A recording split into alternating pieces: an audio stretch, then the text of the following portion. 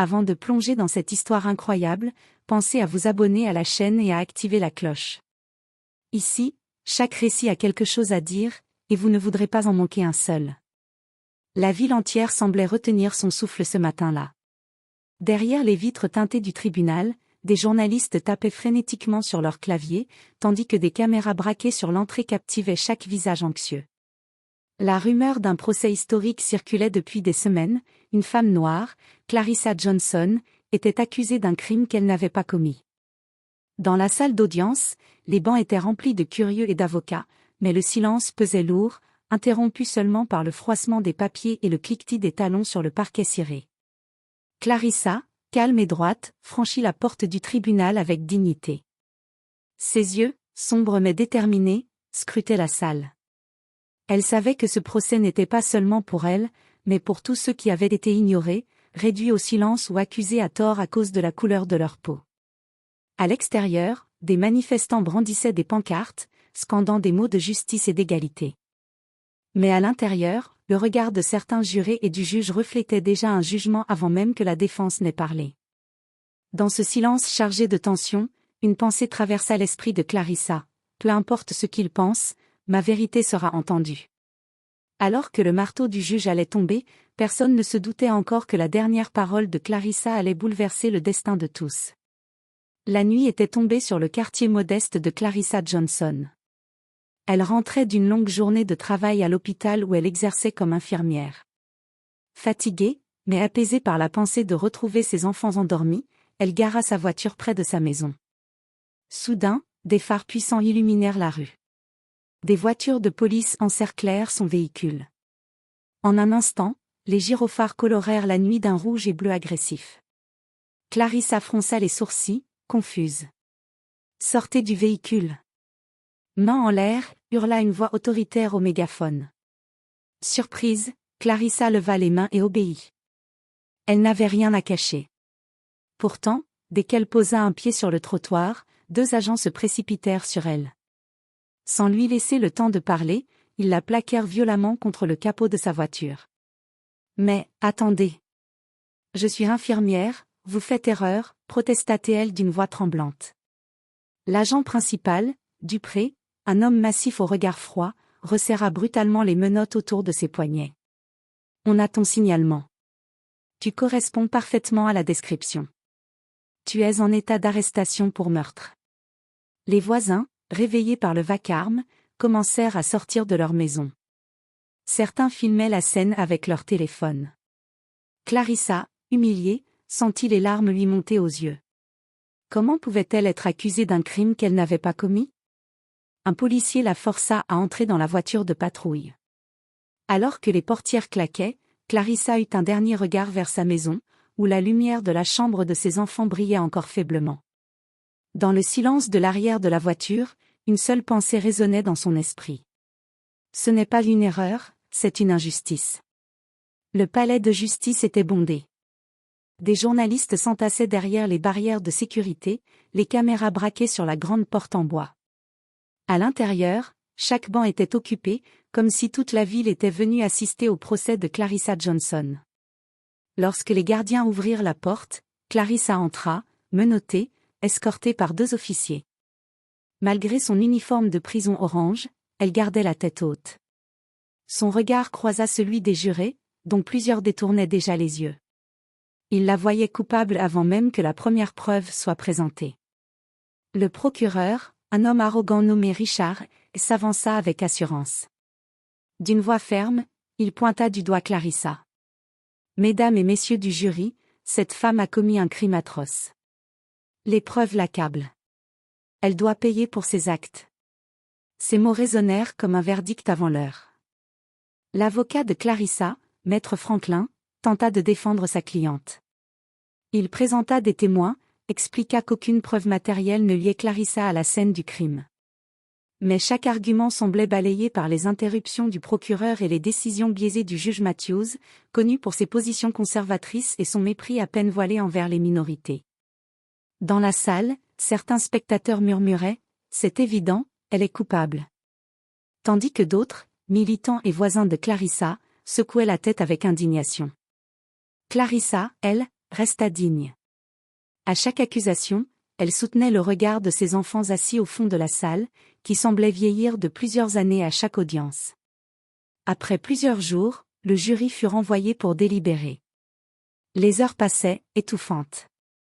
Puis, soudain, la porte s'ouvrit, les jurés avaient rendu leur décision. Le juge Matthews prit la parole, le ton solennel. Clarissa Johnson, le jury vous déclare coupable, et vous condamne à mort par électrocution. Un silence glacé tomba dans la salle. Clarissa ferma les yeux une seconde, inspira profondément, puis rouvrit ses paupières avec une détermination étrange.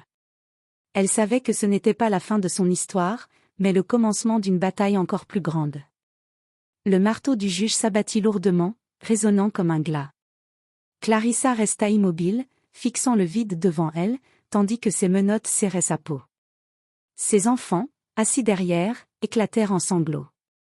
Leur cri brisa le silence de la salle. « Maman !»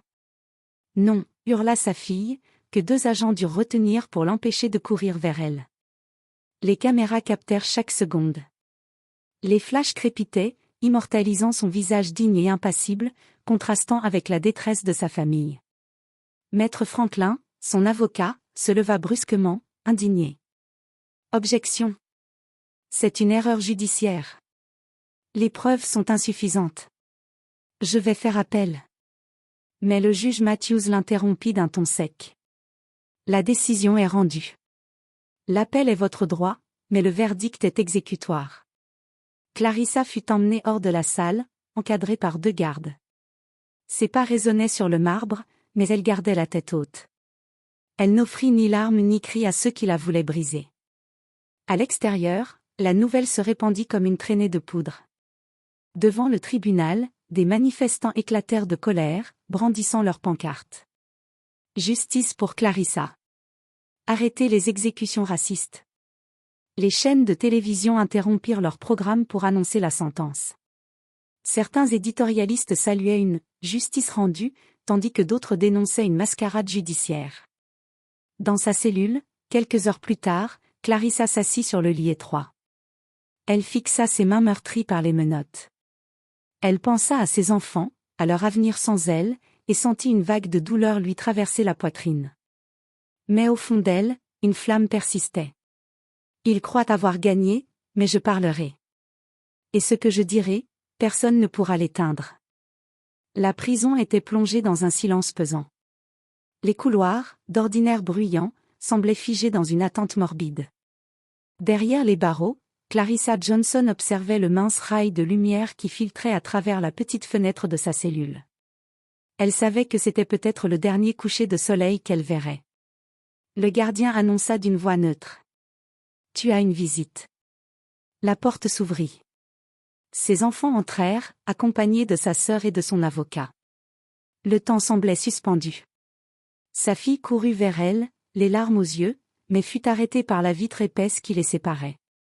Clarissa posa doucement sa main contre le verre, son regard empreint d'une tendresse infinie. « Maman, dis-moi que tu vas rentrer. » sanglota l'enfant.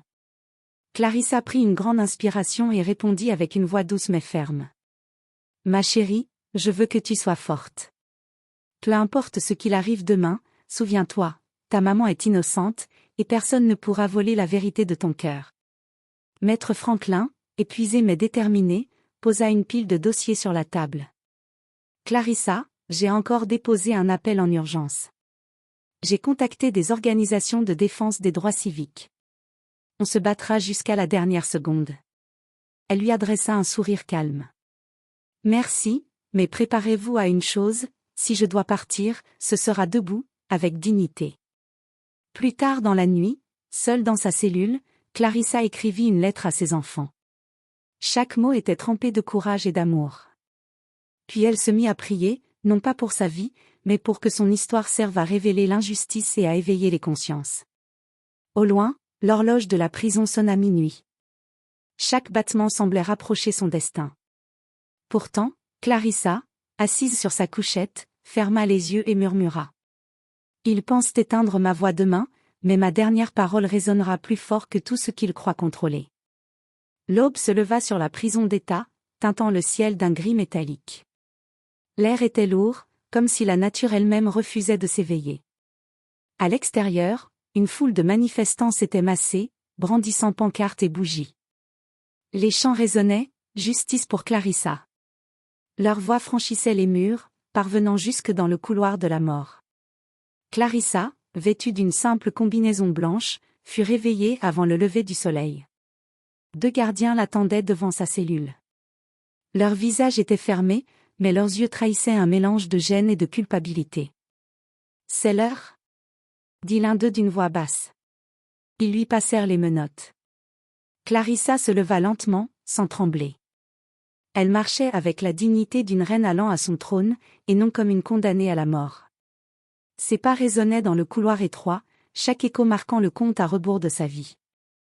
Lorsqu'elle entra dans la salle d'exécution, l'atmosphère devint glaciale. Tout était d'un blanc stérile, à l'exception de la chaise électrique, massive, menaçante, qui trônait au centre comme un sombre autel. Les journalistes, derrière la vitre, fixaient la scène avec des regards avides. Les autorités locales, dont le procureur et le juge Matthews, observaient avec une satisfaction froide, convaincus d'assister à l'aboutissement de la justice. On l'installa sur la chaise, lui attachant les chevilles et les poignets. Un gardien posa une électrode sur sa tête, ses gestes tremblant légèrement. Clarissa ferma les yeux un instant, puis les rouvrit, balayant la salle du regard. Le directeur de la prison s'avança, solennel. « Clarissa Johnson, avant l'exécution de votre sentence, avez-vous une dernière parole ?» Un silence oppressant s'abattit sur la pièce. Tous attendaient. Les caméras enregistraient. Clarissa inspira profondément. Ses lèvres s'entr'ouvrirent. Ce qu'elle allait dire allait tout changer. Clarissa leva lentement les yeux, fixant un à un ceux qui la condamnaient. Le juge Matthews détourna brièvement le regard, mal à l'aise sous la force de son regard. Le procureur lui, esquissa un sourire ironique, persuadé qu'elle supplierait en vain. Mais Clarissa ne supplia pas. Sa voix, calme et posée, résonna dans la salle glaciale. « Je ne suis pas ici pour vous haïr. Je pardonne à chacun de vous, mais sachez ceci, la vérité finit toujours par triompher. Et cette vérité sortira aujourd'hui, ici, maintenant. » Un murmure parcourut la salle. Le directeur fronça les sourcils, prêt à donner le signal de l'exécution. Mais soudain, un brouhaha éclata derrière la vitre des observateurs. Un jeune homme venait de surgir au milieu des journalistes, brandissant des dossiers épais. C'était Marcus, un étudiant en droit, militant des droits civiques, qui avait enquêté discrètement sur l'affaire de Clarissa. « Stoppez tout » cria-t-il, haletant. « Nous avons les preuves que Clarissa Johnson est innocente. » Il jeta les documents contre la vitre. Les gardiens, pris de panique, interceptèrent l'homme, mais déjà des journalistes se précipitaient pour filmer les papiers. Dans les dossiers, des relevés ADN, des enregistrements téléphoniques et des témoignages prouvant que le véritable coupable était un homme influent, protégé par les autorités locales. La mascarade éclatait au grand jour. Les caméras retransmettaient en direct. En quelques secondes, le pays entier vit que l'affaire de Clarissa n'était rien d'autre qu'un complot et une injustice raciale. Le procureur est blêmi. Le juge Matthews martela la table, mais le chaos était déjà total. Des voix s'élevèrent. « Arrêtez l'exécution. Ouvrez cette porte. » Clarissa, toujours assise sur la chaise électrique, esquissa un léger sourire. Ses paroles venaient de se réaliser, sa vérité éclatait enfin. Le chaos était total dans la salle d'exécution. Les gardiens, d'abord figés par l'ordre imminent, hésitaient désormais, les yeux rivés sur les preuves étalées derrière la vitre. Les journalistes filmaient frénétiquement, envoyant en direct au pays entier les documents qui confirmaient l'innocence de Clarissa. Le directeur de la prison, livide, se tourna vers le procureur et « Qu'est-ce que ça veut dire ?» Pâle comme un fantôme, balbutia.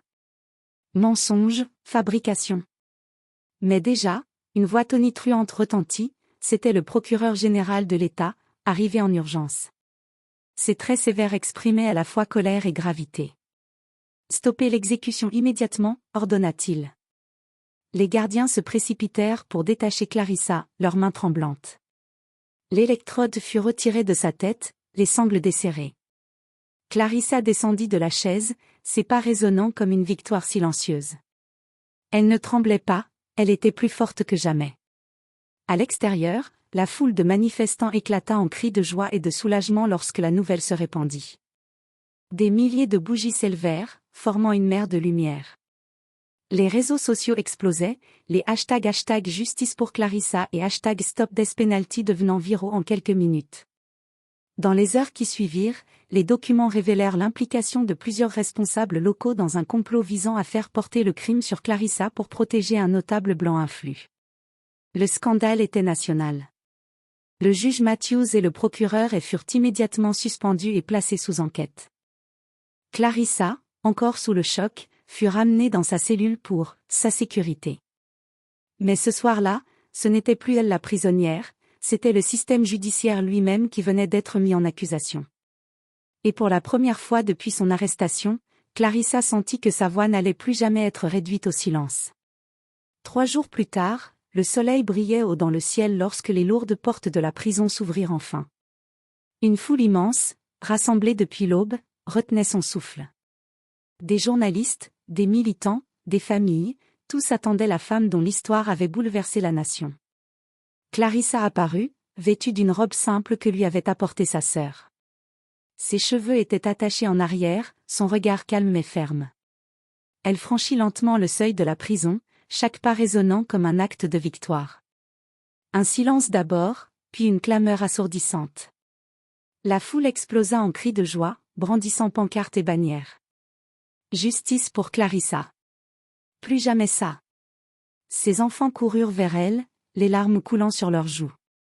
Clarissa les serra dans ses bras, tremblante cette fois, incapable de retenir ses propres larmes. La scène, captée par toutes les caméras, fit le tour du monde. Maître Franklin, son avocat, s'approcha, la voix brisée par l'émotion. « Vous êtes libre, Clarissa. Complètement libre. L'affaire a été annulée, les responsables inculpés. » Clarissa leva alors les yeux vers la foule et les caméras. Elle ne chercha pas à crier, mais parla d'une voix claire, qui imposa le silence. Ce que j'ai vécu ne doit plus jamais arriver à quelqu'un d'autre. Ma liberté est une victoire, mais elle ne vaut que si elle ouvre la voie à la justice pour tous. La foule acclama.